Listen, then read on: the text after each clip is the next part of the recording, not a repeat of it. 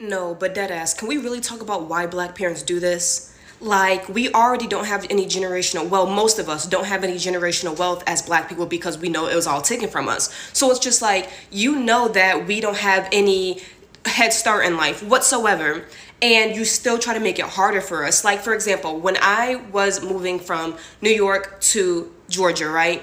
I had got out of college and I was staying with my parents because I knew I was going to move to Georgia and I was just trying to save up money. I was living by myself in a one-bedroom apartment that I was paying for in college. My parents never gave me a dime for college, which I understood. I knew that my mom had me very young. I knew I didn't have no college savings, so I always knew I had to be a A plus plus plus student to be able to get some scholarships to be able to go to college. So okay, that's one thing. I understand that. But it's like when I moved back in with them, they started charging me rent.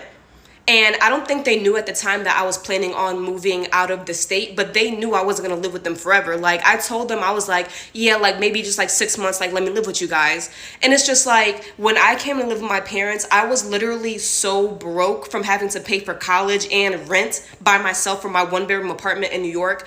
Like, I literally, my car insurance had lapsed. I literally didn't have money to pay for my freaking cell phone bill. And that's another thing. It's just like, I was struggling so bad in college, and I would call my mom and be like, I don't even have money for my cell phone bill. They're gonna shut my cell phone off tomorrow. My mom never offered to put me on the family plan.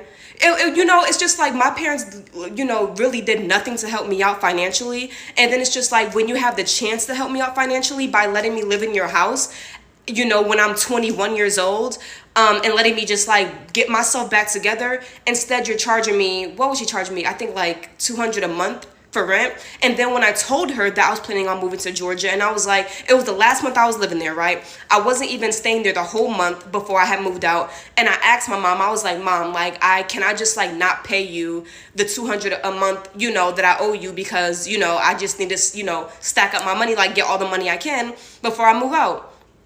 I still had to pay her that $200 a month. She didn't care. And it's just like, as black parents, most black parents are not able to give their kids much financially because they don't really own stuff for themselves. And the little bit that you could do to help your kids, you still don't. And then we cry about, we don't have any generational wealth. We don't have this. We don't have this. But it's just like the moments that you have to help at least a little bit, y'all still don't. Like, y'all want to make it harder on y'all kids. And it's just like, that's really a big reason why I feel like I'm never going to have kids. Because I know for me, if I'm not in a place where I have a crazy amount of money so my kids don't have to worry about anything, I'm not having kids. Because why have kids and make them struggle? Why have kids and make them pay you for rent?